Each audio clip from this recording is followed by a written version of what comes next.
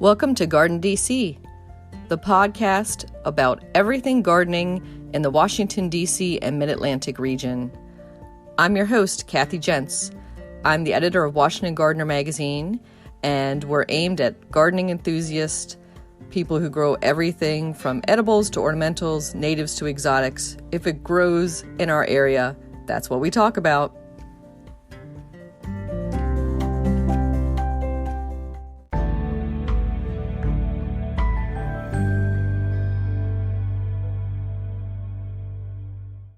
This week on the Garden DC podcast, we're joined by Hannah Berisford. She is the owner of a plant shop and horticultural therapy business, BotaniGal. Welcome, Hannah. Hi, so happy to be here. I'm glad you could join us. So we're going to talk about you and your background today and then dive into all things horticultural therapy. But first, because we're recording this on the first day of autumn, I wanted to ask how you feel about the current weather, and are you a summer or an autumn fan, or neither? I'm going to say neither, because autumn kind of makes me sad in a little way because all the plants are eventually going to get frosted and die. So spring is actually my favorite season. All the new growth comes, the world is lighting up again. So I want to say spring's my favorite season for sure. That makes sense. And I think a lot of gardeners can relate to that fall is beautiful in its own way, but it can be kind of depressing. Yes. Because it's the end of the season for a lot of things. So you are based out of Baltimore, Maryland, is that correct? Yes, so currently my business operates out of Baltimore, Maryland, but I'll be opening up a retail space in Sykesville, Maryland soon, which is in Carroll County. And your current space, where is that located? So I'm a vendor inside Farm Chicks Corner Market in Reisterstown, Maryland. So it's the suburbs of Baltimore. I guess it's like western Baltimore County. Yeah, I was just in Reisterstown a couple weeks ago on a garden tour with the Maryland Horticultural Society. So I know that place well. And it's a Yeah, very picturesque little town. it is nice. It's a very nice place to basically where I jump started my business. And what type of products do you carry in that shop? So right now, it's strictly houseplants. So everything in the store has to be local. So I can't really carry, things that aren't within 50 miles of the store. So right now I'm just limited to houseplants because it's really hard to find local potters and people who make macrame with, a price point that I could resell it for, because the market takes a percentage of my sales as well. So right now I'm just doing houseplants at the market. Interesting. So your business is also horticultural therapy and consulting, BotaniGal. But let's dial back to how you got started in plant sales and horticultural therapy, and maybe start way at the beginning, where there was baby Hannah. Was she was she born with a green thumb? Baby Hannah definitely was born with a green thumb. My mom was a game warden, and I grew up in a state park. So I was surrounded by woods my entire life, and my entire backyard growing up was a state park. So I was always outside. I've been in love with plants ever since I could remember. My dad, very outdoorsy. I grew up going to nature camp. So plants have always been a huge part of my life. It really kind of didn't take off and become like a passion until about high school. My first job was at a garden center down the street from my high school, so I could walk there. And, at first it was just a job, but it became so much more than that for me. I learned as much as I could, and I was able, like as a teenager, to give plant recommendations, fertilizer recommendations to these people who were coming in to the garden center. So it was just so empowering to me to be able to share my knowledge at such a young age with everybody. And I actually remember the moment that I fell in love with plants. I was walking through the garden center with my supervisor at the time, and there was this plant that was really chlorotic yellow, just not happy. And I asked her, I was like, "Oh, do you want me to throw this plant away?" She's like, "No, I'm going to fertilize it. It'll be fine." And I thought to myself, I was like, "There's no way this plant's ever going to be fine again. It's terrible looking." But she fertilized it, and a couple weeks later, it was as green as could be, and you couldn't even tell that there was any deficiency. And I remember at that moment, I was amazed that you can manipulate a plant's environment to make it happy. And throughout my time in horticulture therapy, I've realized you can manipulate a person's environment with plants to make them happy. So I just remember that day as really the day that I fell in love with horticulture. Wow, it's kind of like magic. Kind of, yeah. That's how I felt looking at it. Hmm. And so from high school, you went to college and got a horticulture degree or specifically horticultural therapy? So I got a horticulture degree from Penn State. Hmm. I picked the business option because I knew I wanted to either manage a business or go into business for myself. And right out of college, I took a job at a cut flower farm, which was fun. I learned a lot. It was right down the street from my house, so it was convenient. But then one day I was scrolling through Indeed and I found Emerge. And I applied and they hired me, which I thought it was crazy because I was a year out of college taking this greenhouse management role and I couldn't believe it. I thought it was my dream job. So that's my next step. Um, and Emerge is a nonprofit that provides job training and residential services for adults with developmental disabilities. And the greenhouse was one of the work sites for these individuals. So I had 30 individuals that came every day to participate in the greenhouse program and then also the horticultural therapy program, which is what I actually brought to the organization. Because during my time at Emerge, I got my horticulture therapy certificate. So, by default, just because greenhouses are therapeutic places, you can argue that there was always a horticulture therapy program there. But I went and got further education, so I actually knew how to create an actual horticulture therapy program at Emerge. Hmm. And can you describe the certificate program and that process? Yeah, sure. So I went through the Chicago Botanical Gardens, which who partnered with I'm totally blanking on the college that they partnered with. It's a community college in Chicago, Oakton Community College. So they had a year-long program, most of it online, and then we came to Chicago Botanical Gardens twice to do on-site things. And it was a great experience. The Chicago Botanical Gardens, if you've never been, is one of the most beautiful botanic gardens I've ever been to. And the Hmm. horticulture therapy program there is just so cool. So that's who I went through to get my certificate.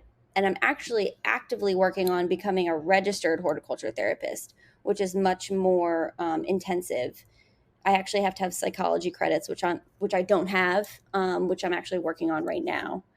But the wonderful thing about horticulture therapy is you don't have to be registered to practice. The certificate is enough for me to call myself a horticulture therapist and actually have a program. Hmm. And for those not familiar with horticultural therapy, how would you define it? So I define it as the use of plants and plant related activities to improve on a goal and to improve a person's overall health and well being. The goal could be um, improve fine motor skills. Hmm. So we would do a seed planting activity where you have to pick up these small seeds and plant them. Or improve gross motor skills where actually you're digging with a trowel and improving muscle tone. So you can have a wide range of goals. It could be a mental health goal, a physical health goal, or just generally improving your overall health and well-being, because being around plants and green spaces is extremely beneficial to mental and physical health. Hmm. And horticultural therapy programs seem fairly new, that it's starting to be a more widespread practice. Do many schools offer that, or hospitals, or even therapy practices? So it's new, but it's not new. The actual first horticulture therapy program started in the 1940s at veteran hospitals, but it's definitely becoming more and more popular as the years go on. I mean, there's the American Horticulture Therapy Association now that started in the 70s. But yeah, there's a lot of hospitals that use horticulture therapy. There's actually prisons that use horticulture therapy as job training programs for their inmates. Then there's places like Emerge, nonprofits that will use horticulture therapy. So it can be used in a wide range of locations and schools. Hmm. Yeah, I'm familiar with some of the prison programs, and those seem to be highly successful. So it doesn't sound like horticultural therapy is specific to one age group or use. It sounds like there's a lot of uses for it. Yeah, and that's what's great. It can be for any population, any age. You can tailor the activity or what you're doing to that age group and the ability of that group. And it's basically just getting people involved with green spaces and green things. Because studies have showed that people who are around green spaces, just being around the space improves mental health. And for the specific program at Emerge Greenhouse, were they growing to sell the plants or was it just to take care of them and have the experience? Both. We did sell the plants. We go to, and I say we because I'm still actively involved in Emerge. Um, we grow the plants and we go to farmers markets twice a week during the warm season. We also sell wholesale. So I have schools and churches and other organizations that buy from us every year. And then people can actually come to the greenhouse to buy plants. So it's, there is a vocational part where we're training for jobs, and but there's also a therapeutic part where I'll do activities specifically for a goal or to achieve something. So it's both. Hmm. And what specific plants are you growing? Are you growing from seed or from cuttings? So we do a little bit of everything. We do seed, we do rooted cuttings. We also have some semi-finished product that I buy in, and my clients will finish it off. So poinsettias, I buy them in pre-finished, is what it's called, and then we'll grow them for a couple months. And then we do seeds. We do a lot of veggies from seed, and then plugs. We do a lot of our annuals and perennials from plug. Hmm. And so, is there a specific plant that you think is the most successful for a type of program like that? You mentioned the poinsettia finishing process. So poinsettias are incredibly difficult to grow. It is my least favorite crop to grow, and a lot of growers will agree with me. It's just very temperamental. So I kind of cheat a little bit getting pre-finished.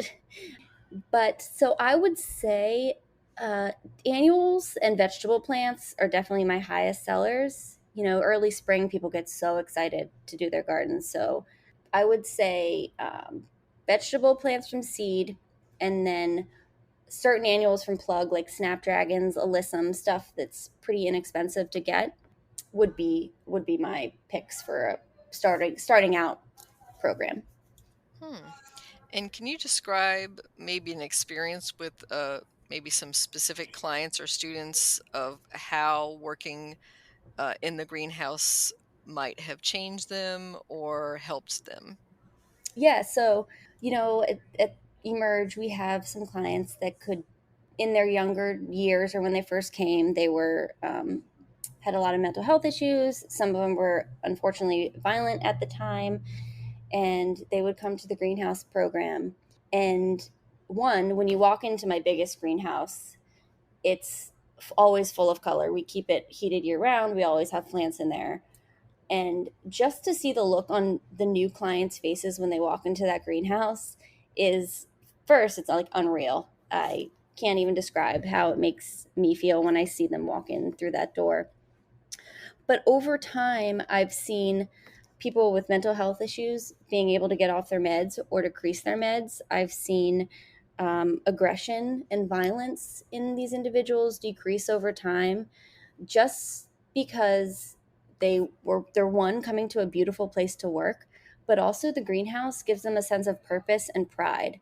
So when they're planting these plants and watching them grow, and then they're going to the farmers market to sell them and interacting with the public, and it just gives them so much pride and a sense of purpose.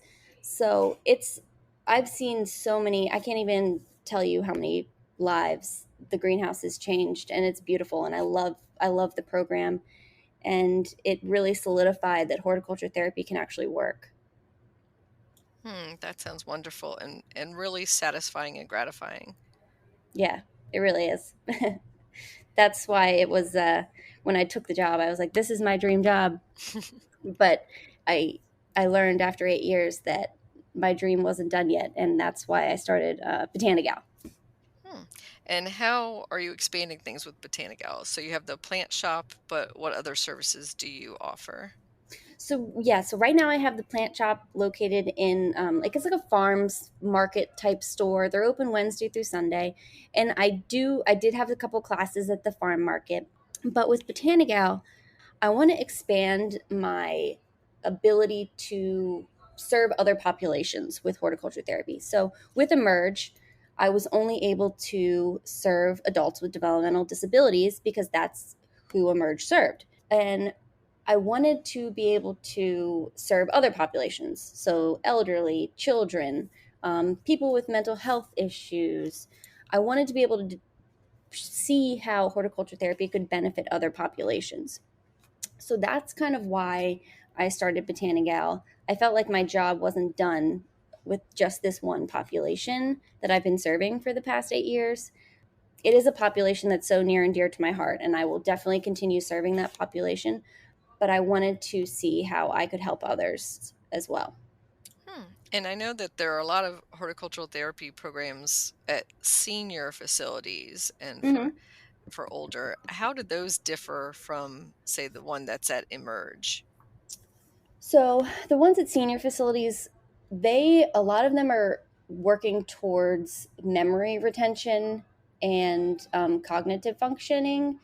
So I there's a story I heard from actually somebody who works in a senior facility. There was a gentleman, he before he started their like horticulture therapy program, he has dementia. So he would go to the horticulture therapy program, and one of the first activities they did was to go outside in their garden, pick some flowers, and create an arrangement. And he had a lot of memory issues, but he remembered that he went and he picked those flowers the day before, and he actually asked to do it again, which was something that he couldn't even remember, what he did the day before usually. But when he did this horticulture therapy activity, it brought him so much joy. Something in his brain was able to make him remember that. So I think the homes for like the elderly and stuff are really kind of gearing their activities to ignite a lot of the senses, because in my opinion, smell is most closely linked to memory. So they use a lot of things that trigger smell. So lavender, cut flowers with a smell, herbs, herb drying activities, just stuff that can get that nose going. And because I think it definitely is linked to memory. That's so true that, a scent can bring back a specific time in your life or a specific experience. So that's a big part of it. And not just, I think, the scent of the plants, but maybe even the scent of the soil Hmm. and working in it and maybe even the surroundings.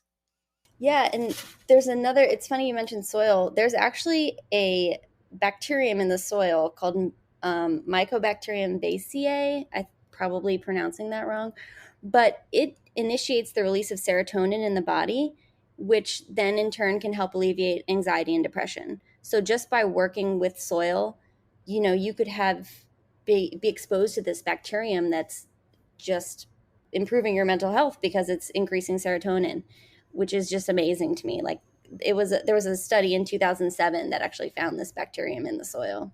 hmm It's like Mother Nature is infiltrating your brain and she's kind of brainwashing you, like, yes, you will love gardening. Yes, you must love gardening. It's So, it's interesting because horticulture therapy is actually based off of the biophilia principle. And that means that we have an innate, as humans, draw towards nature. We want to be in natural green spaces. So it only makes sense that horticulture therapy works. And I was going to say that a lot of times people who are in facilities or in hospitals or prisons or that sort of thing, they're cut off from the outside world. So this might be their only real exposure to, to the soil, to the natural elements.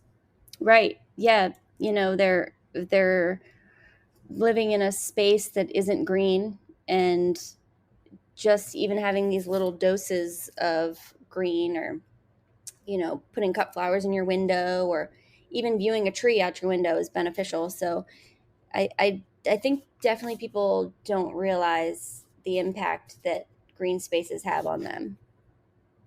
I think this past year plus of like the COVID pandemic, when people were shut in their apartments and other small spaces or offices, that really came home to a lot of people that you can't be 24/7 shut off from the natural world. You just have to get out there at some point.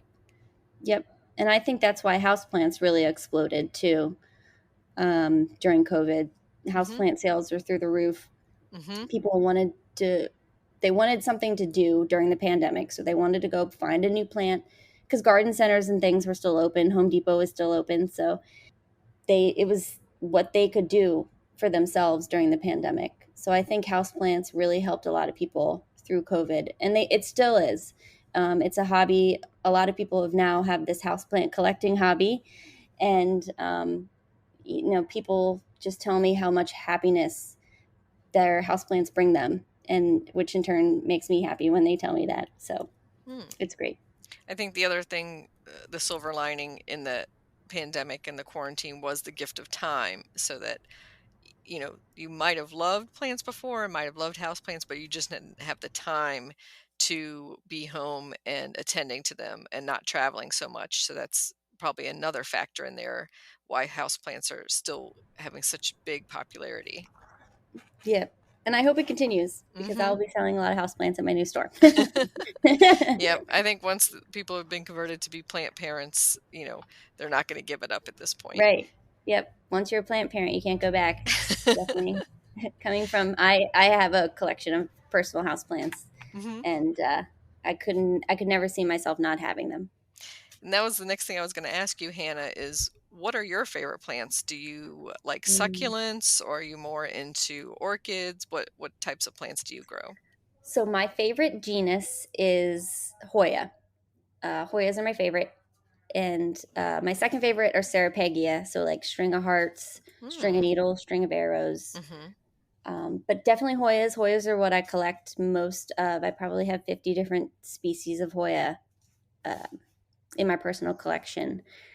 Growing up, my mom had this beautiful Hoya compacta, which is a rope Hoya. It's the Hoya with the curly leaves, in my window.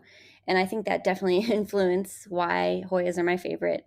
Uh, just because she always had this beautiful Hoya in her window when I was a kid. It would bloom these beautiful pink blooms, and it's interesting that a lot of my childhood memories are actually focused around plants. um, but so definitely those two, Hoya and Ceropegia, are my favorite plants. Hmm. Yeah, I always thought Hoyas were so funny because the little inflorescence, the flower group together looks like a upside down plastic umbrella almost. Oh my gosh, it does. Yeah. And I remember when I was little, my mom had a hanging pot with Hoya with just covered in blooms, and Hmm. I used to think that she was adding the blooms on, like, because they were so plasticky and kind of they Yeah, have this yeah. almost vinyl feel to them that I didn't think that they came from the same plant. Yep. They're called wax plant. Mhm. Um, I think because the flowers have that waxy, fake plastic appearance. Mhm. But some of them smell heavenly, and it's really funny that you actually have a Hoya memory Mhm. too. Yeah, it must have been like popular around the same time, but of course now super popular again. But yeah, definitely not 50 different varieties, so that's quite the collection. So, do you have any outdoor growing space that you garden in? Yeah, I do. So I'm fortunate enough to live on 7 acres. Most of that is taken up by pasture land for my horse, but I do have a garden. I do have some garden beds. We moved 3 years ago to this house, so the garden is nowhere where I want it. I'm still adding to it every year. But I have a wonderful peony collection that I've been planting and adding to over the last 3 years. And I would say that's my favorite outdoor plant, again, because of a childhood memory.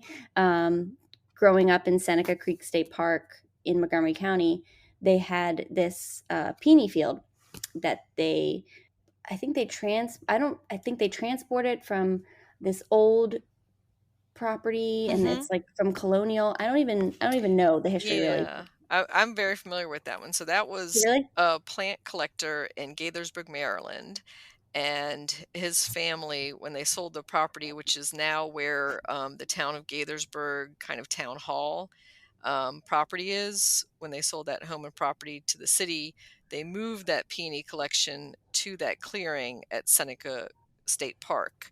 Okay. So that's why it's all together. A lot of it is not labeled, and Yes, a it's lot, not.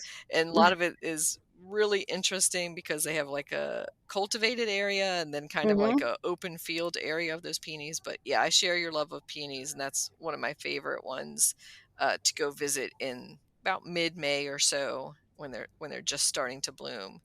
Is that Schwartz peony collection? Yeah, so that's it. I'm so happy that you knew all of that because I knew the story, but I didn't know the story. So that park is where I grew up, and I could walk to that peony field from my house. But I Hmm. frequently rode my horse to the peony field, and I would just remember riding through the peony field with them in full bloom, and it's just like what an awesome place to grow up. Mm-hmm. And so yeah, my love of peonies is definitely from that collection. Nice. And the great thing about peonies is that park has a lot of deer predation, a big Hmm. deer population. And speaking of your horse as well, I don't think horses like peonies, and I don't think deer do either. Yeah, no, my horses have never nibbled on them, and they have access to some of them. Hmm. So, yeah, they haven't ever bugged them. It's the powdery mildew that gets them. Hmm. Yep. Yeah. Unfortunately, the quick decline in late summer or early autumn is now when they're not looking so beautiful, but Right. still a wonderful, wonderful flower. So speaking of your horse and horticultural therapy, do you ever cross over into the equine therapy world? So, I did a little bit of volunteering in equine therapy when I was at Penn State, and love it. I think it's great. It is amazing to see like people's smiles when they're riding on the back of a horse. I personally haven't. Um, I I'm a horse person. I know horses. I know my horse, but I feel like it's a whole nother ball game to learn equine therapy. And I did think about going into equine therapy a little bit in college, but I always got pulled right back into plants.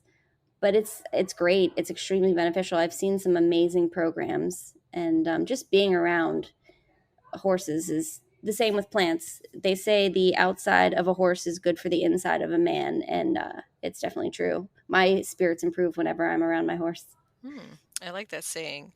So horticultural therapy, they call it garden healing. If you were just a home gardener, in your own garden, how would you set up kind of a horticultural therapy program for yourself? Like to heal yourself if you had gone Hmm. through some trauma or some life event that you needed a little healing from. Sure. I would It doesn't have to be a big space, which is great. And even if you don't have any in-ground space, that's fine. I would definitely create a lot of planters with color and plants that smell good. So when the breeze blows, you can get that beautiful smell. I would set up a water feature too. So, like, say you're living in the city, a water feature, it like really drowns out the outside noise. Unfortunately, my property is like right on the road and it's loud, but I have like three water features in my backyard, which help drown out that that noise. So, I don't think you need to make the space for your healing garden big.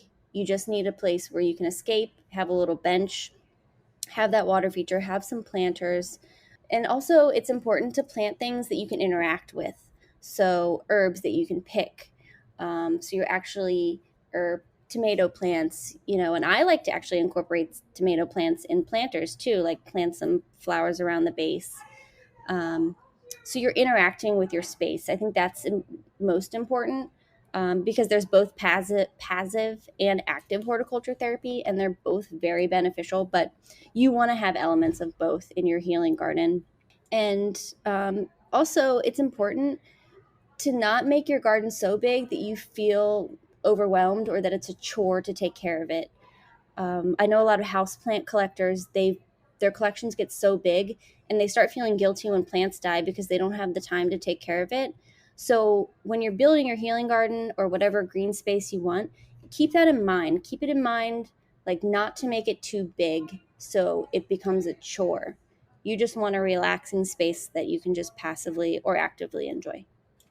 That's a good point that you obviously don't want it to be another stressor when it's supposed to be your source of stress relief. Right.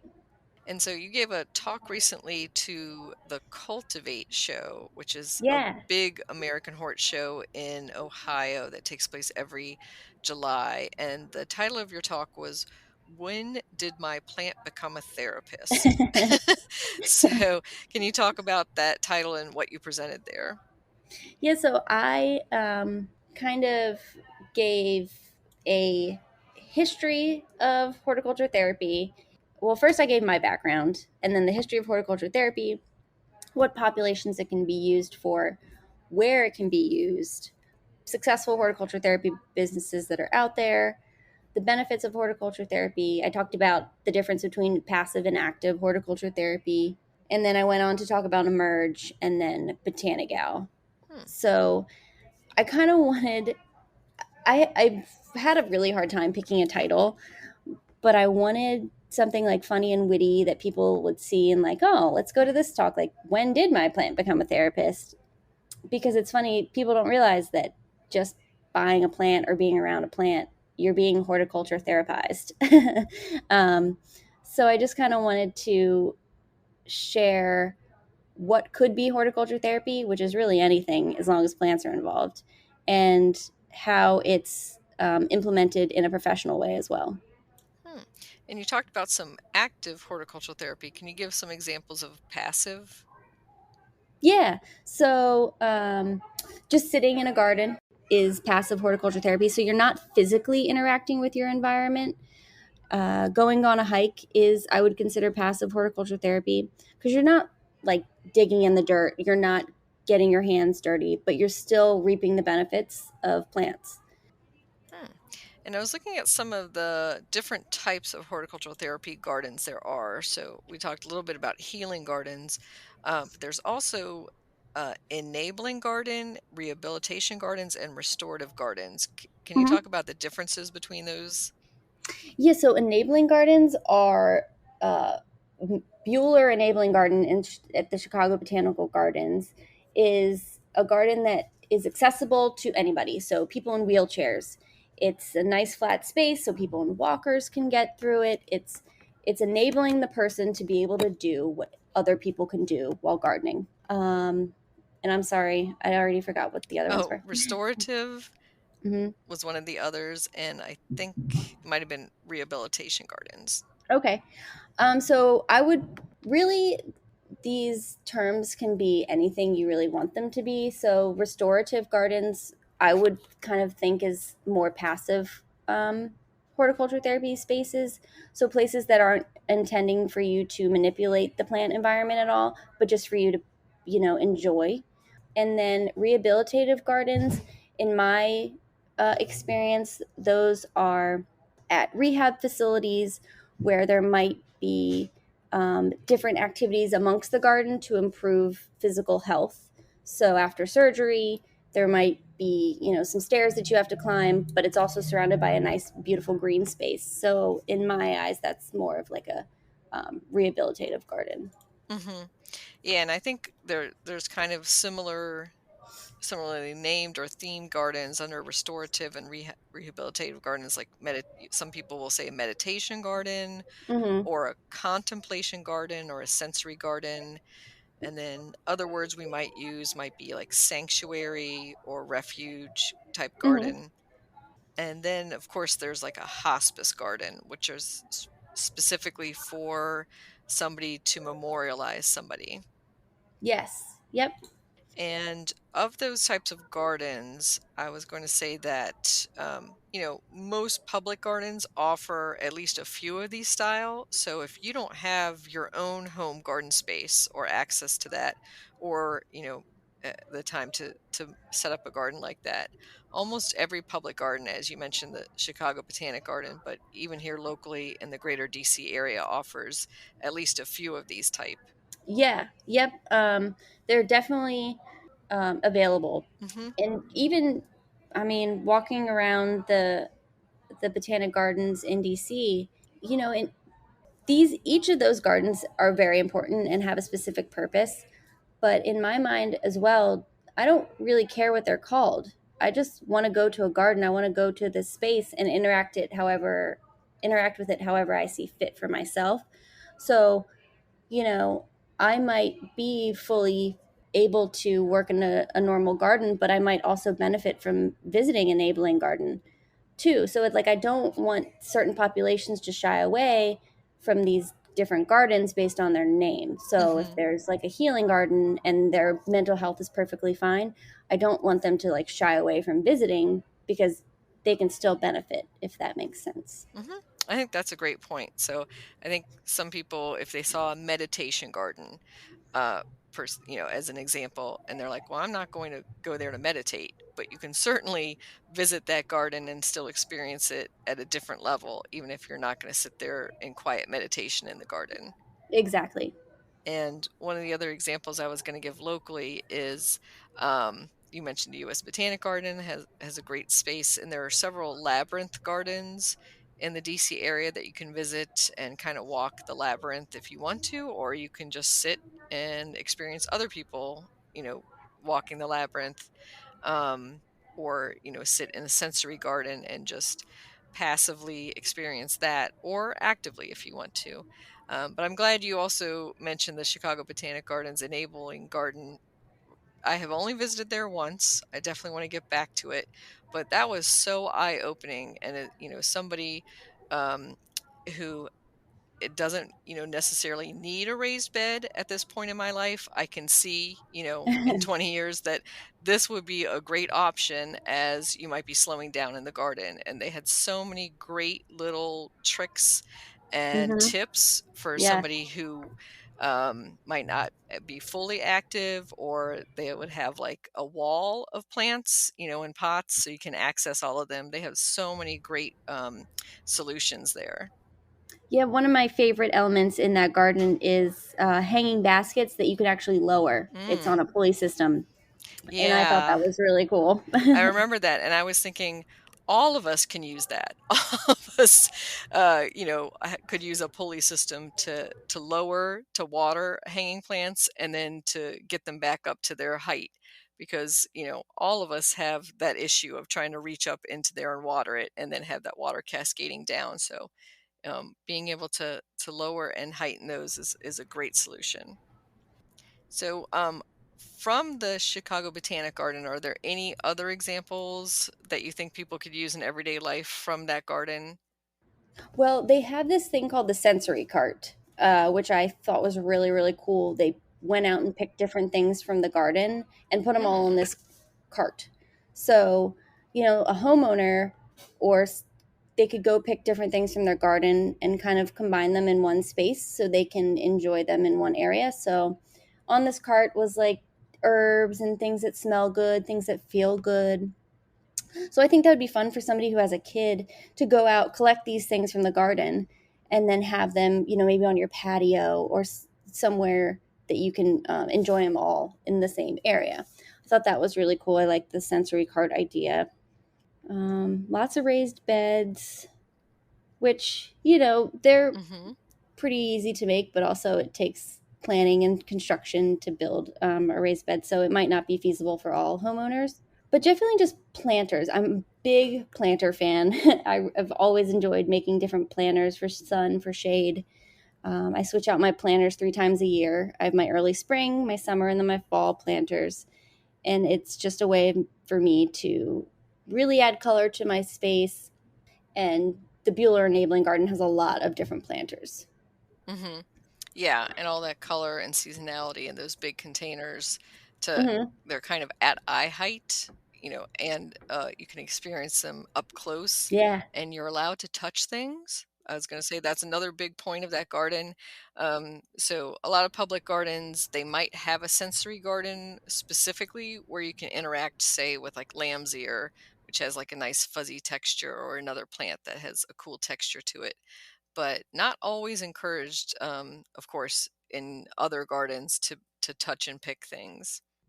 Yeah. Yep. You're kind of free to do whatever you want and use the garden however you see it's going to benefit you. Um, we actually did an activity with some adults with developmental disabilities during our time um, to get my certificate. And it was just so much fun to see them interact with the garden and how they interacted with things and how they used things and what fascinated them and what they didn't think was cool. It was just really cool to see them. It felt like they were in their natural element, just watching them interact at the garden. Hmm. Yeah, and I think categorize myself as a tactile learner more even than visual and auditory. And that's one of the things I love in my garden is like touching the grass blades from ornamental grasses. And I would say the number one thing for tactile engagement Yeah. in the garden is seed heads. Like this time of year, especially when the seed heads are forming and you can open them up, say, like on the blackberry lily or Nigella seed head. That's another cool one that you can pick the seed head off and open it and spill out the seeds. That's always fun. Yeah, and actually, one of my favorite things in the garden is when impatiens go to seed to pop the impatient seed pods open and they like spring everywhere. I cannot walk past an impatient Hmm. with a seed pod and not squeeze it. Yep.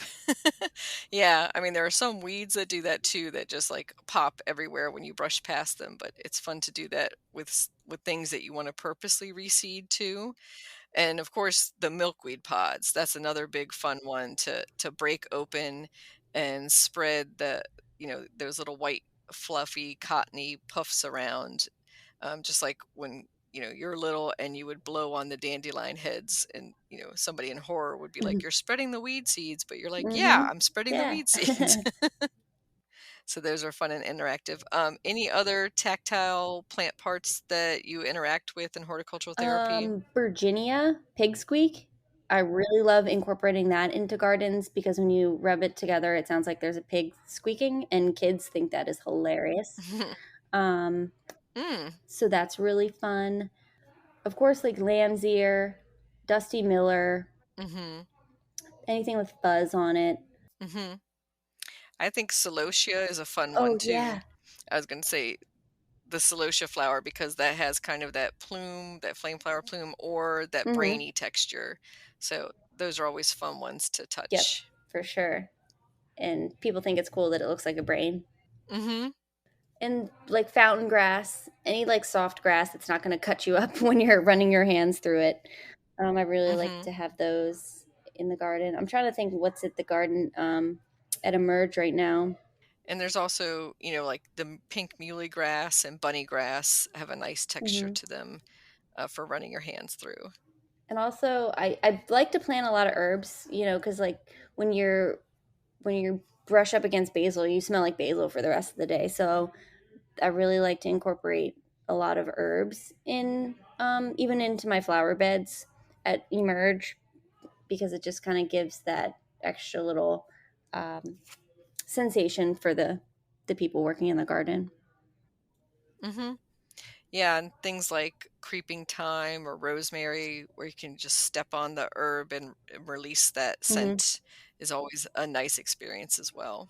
So, Hannah, how can people contact you aside from visiting your store location, if they want to follow up with any questions or to ask you about your services? Oh yeah, absolutely. So they could email me at BotaniGal. It's BOTANIGAL at yahoo.com. Or I have a website. It's botanigalplants.com. And there's a little form on my website that they could fill out. They could also call or text me on my business line, which is the number. I just got this line, so please forgive me. I have to look up my number.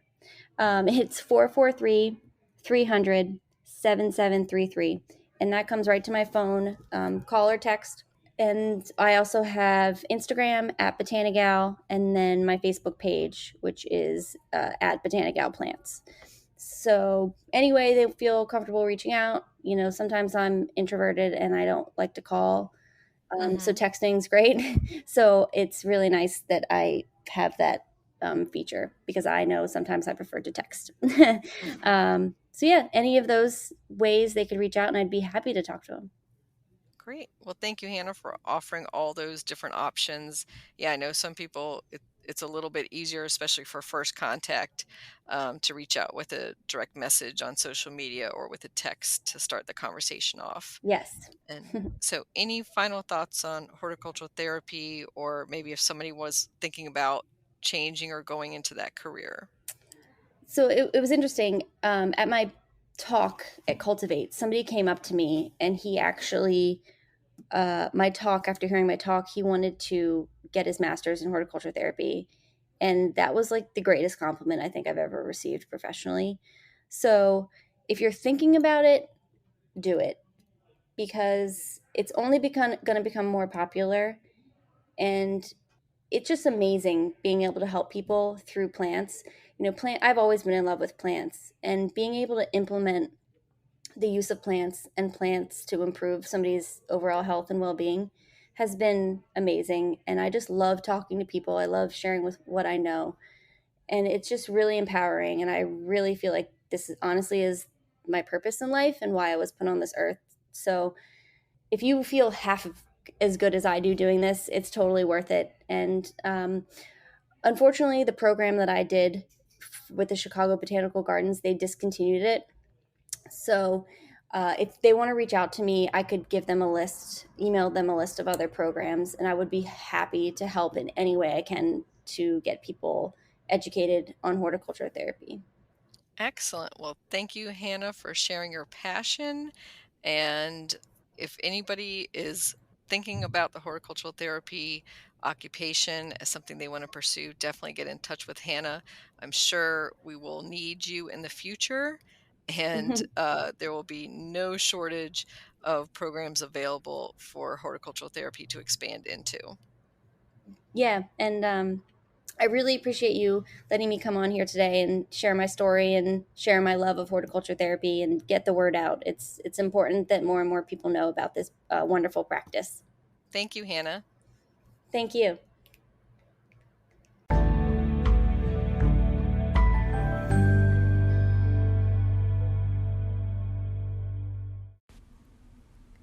Castor bean plant profile. Castor bean plant, Ricinus communis, is also known as the castor oil plant. This exotic-looking member of the spurge family is native to East Africa and is not, in fact, a bean at all. This annual plant is grown for its tropical looks and drama in the garden. It can reach heights of 10 feet or more in a single growing season. The plant is then killed when temperatures dip below freezing. It prefers full sun and rich, moist, but well-drained soil. It blooms in late summer and then forms spiky seed pods. To plant them, direct sow the seeds in warm soil, about 2 weeks after the last frost in spring. Give it plenty of water and fertilizer.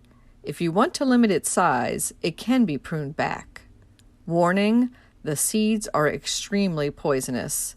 It can self-sow about, but the seedlings are easy to identify and pull if you do not want them, or you could cut the seed pods off before they disperse. Wear gloves when handling any part of this plant, as the foliage can cause skin irritation. Note that all parts of the plant are toxic if ingested. The plant is cultivated for medicinal uses and is prized by beekeepers. In addition to the bountiful pollen the flowers produce, there are extra nectaries along the stems and leaf stalks. Popular cultivars include the dark-leaved New Zealand purple, Carmencita Rose with blue-green foliage and peachy seed pods, and Red Spire, which has red stems and seed pods with bronze leaves.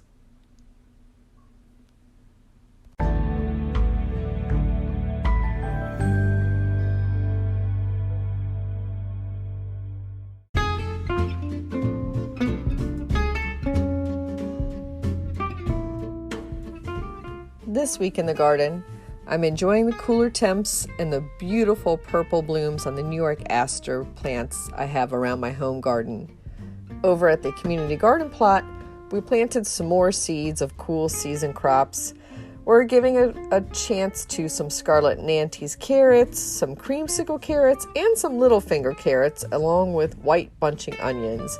It might be a little late for planting them, but we're going to take the chance that they can still come up or that we can overwinter them and enjoy them in early springtime.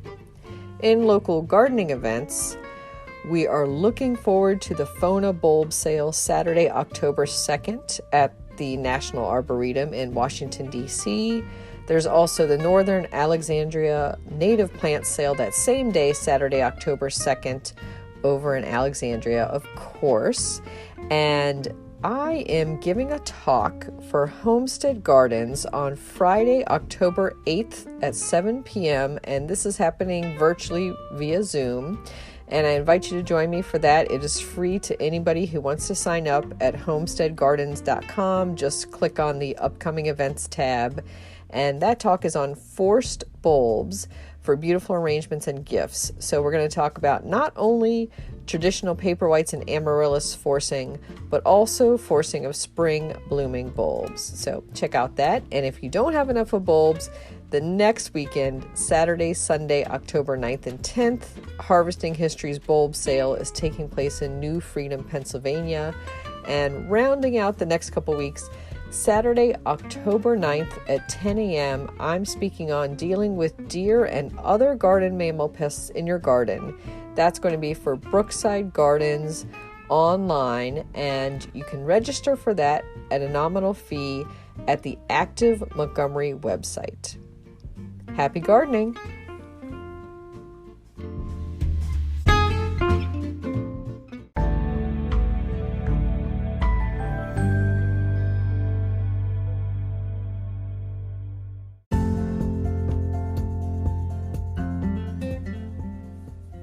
Thank you for listening to Garden DC. You can become a listener supporter for as little as 99 cents a month by going to anchor.fm/gardendc/support. Another way to support this podcast is to subscribe to our monthly digital publication, Washington Gardener Magazine. To do so, go to washingtongardener.com. Thank you.